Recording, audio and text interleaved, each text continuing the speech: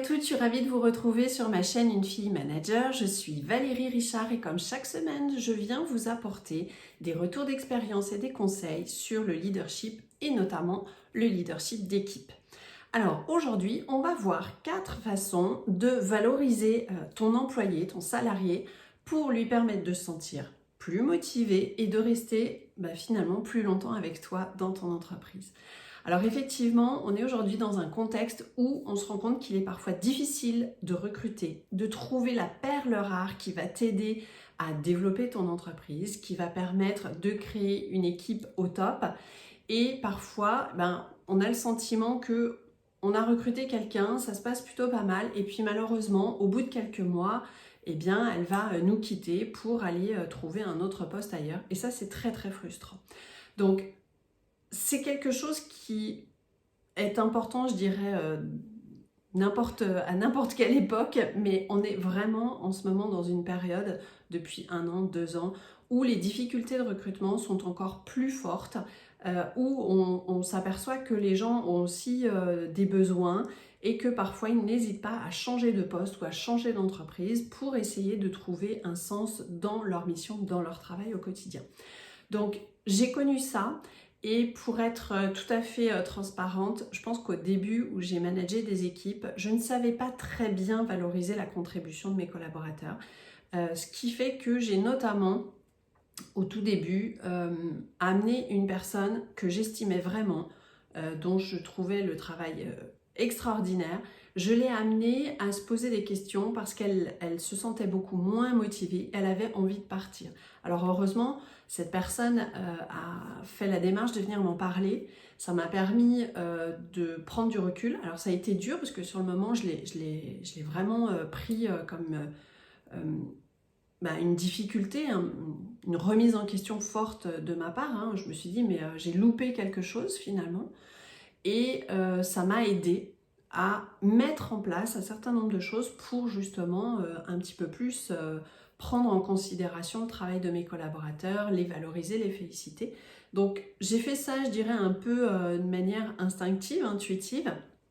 Et puis au fur et à mesure de mon parcours de leader, j'ai appris des techniques, des méthodes, j'ai échangé avec d'autres managers et ça m'a permis d'affiner ces méthodes que je vais vous livrer aujourd'hui justement pour vous permettre vous aussi de garder ces équipes le plus longtemps possible dans la joie, la motivation et leur permettre d'avoir une contribution positive. Alors c'est parti, je vais te livrer ces 4 techniques. Et bien évidemment, comme d'habitude, sens-toi libre si tu penses que cette vidéo peut aider d'autres personnes à la partager. Donc, premier élément, première technique super importante, c'est de pouvoir donner l'opportunité à ton salarié de faire ce qu'il sait le mieux faire. Alors peut-être que ce ne sera pas tout le temps au quotidien dans sa mission, mais à certains moments, de lui permettre de réaliser des tâches où il est vraiment très très bon. C'est important parce que ça va lui permettre finalement de se sentir confiant parce qu'il sera en réussite, il va s'appuyer sur ses atouts et ça va l'aider justement à non seulement avoir de bons résultats, donc à pouvoir se sentir plus fort, à développer son estime, mais aussi à se dire, tiens, on prend en considération mes talents, mes forces, mes atouts.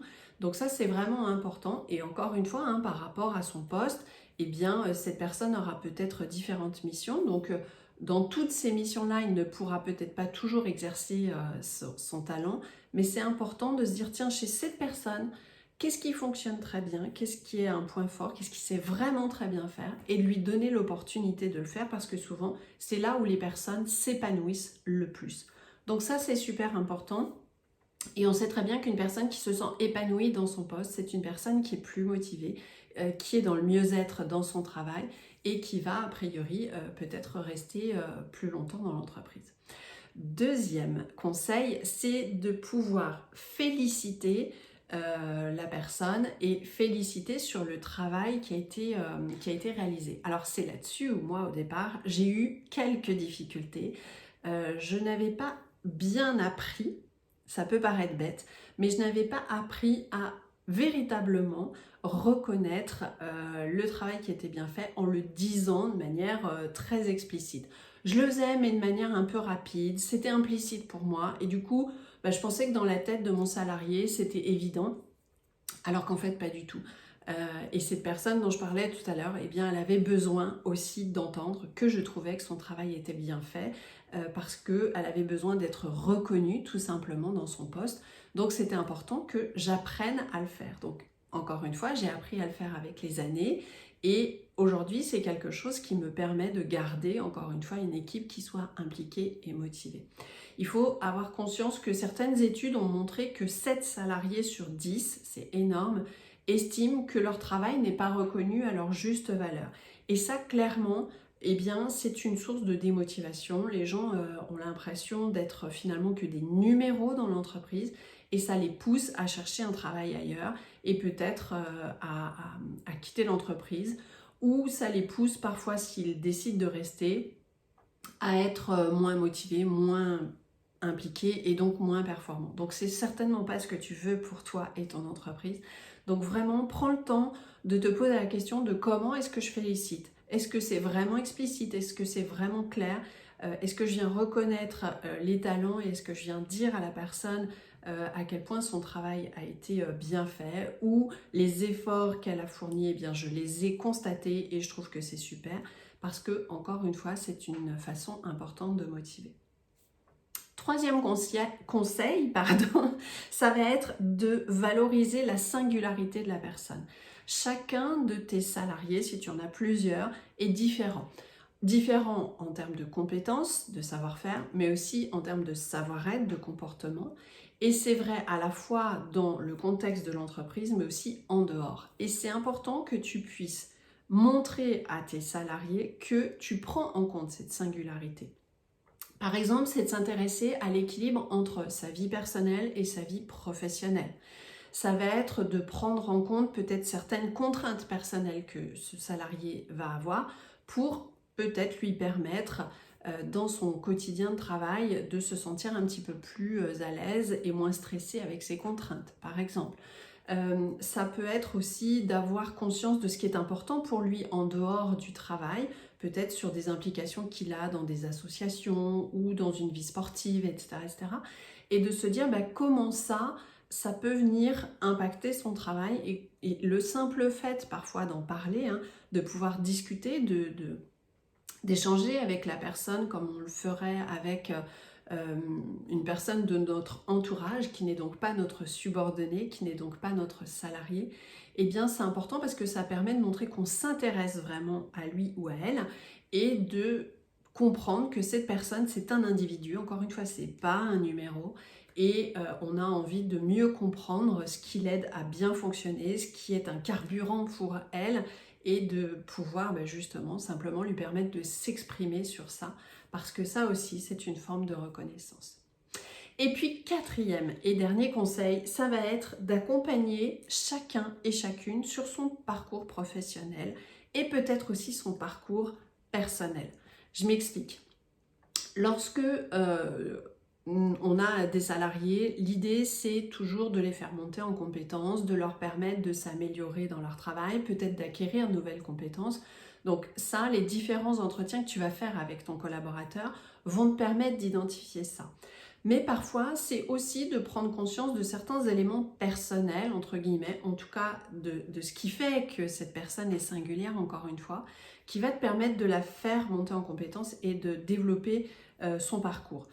Je prends un exemple, une personne qui peut manquer de confiance en elle, qui n'osera pas réaliser peut-être certaines tâches par peur de mal les faire, de ne pas te satisfaire, eh bien cette personne, tu peux, par ta posture aussi de manager coach, l'aider à développer cette confiance en elle pour lui permettre de se sentir vraiment plus à l'aise, pour lui permettre d'oser, peut-être pour lui permettre de sortir de sa zone de confort. Ça va l'aider non seulement dans son travail, mais aussi, je dirais, plus globalement dans sa vie personnelle, parce que tu vas l'aider justement à avoir plus confiance en elle, à développer cette estime de soi.